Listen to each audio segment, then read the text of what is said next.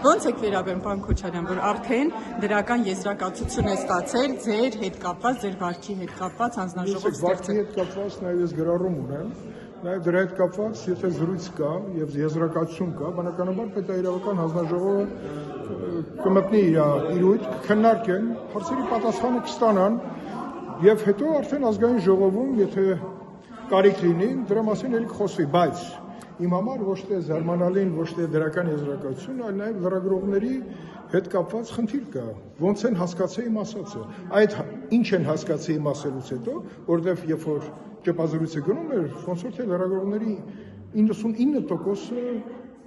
շարունակեց լրագրողներն ասում են չհասկացանք ինչու այդպես խոսեցիք։ Քոչարյան, ձեզ դեռ հարց չի տվել։ Պարոն Կիրակոսյան, դուք կարող եք դիմել Բագրատ հոգևորականին։ Չէ, մի րոպե, պարոն Քոչարյան, պարոն Քոչարյան։ Հանձնաժողովից եկույցը երբ է լինելու, ինչը ուշանում։ Դա չի ուշանում։ Դա ճիշտ է, բացակարգով պատրաստվում է եւ կներկայացվի լիագումը նիստերի դալիճ։ Ձեզ հնարավոր է զրկեն նախագահի պաշտոնից, պարոն Քոչարյան, էթիկայի հանձնաժողովը։ Իսկ ձեզ հնարավոր է զրկեն լրագրողի պաշտոնից։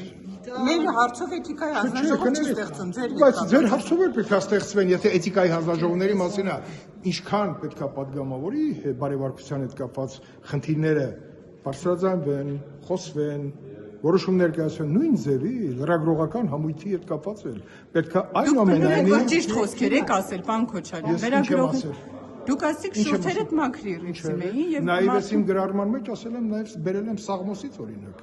շուրթերի մաքրությունը դուք ինչ եք հասկացել օրինակ ես ասել եմ որ դրա մեջ ես որևէ վիրավորական բան չեմ դրել այլ ասել եմ սա խոսքի մաքրության եւ ընդհանրապես լրագրողական էթիկային վերաբերող այդ թե դուք ինչի չեք ուզում դա հասկանաք դա ձեր խնդրեմն է չէ դուք շատ ուրիշ տոնով եք խոսում Մարդիկ որ ասում են խնդիր կա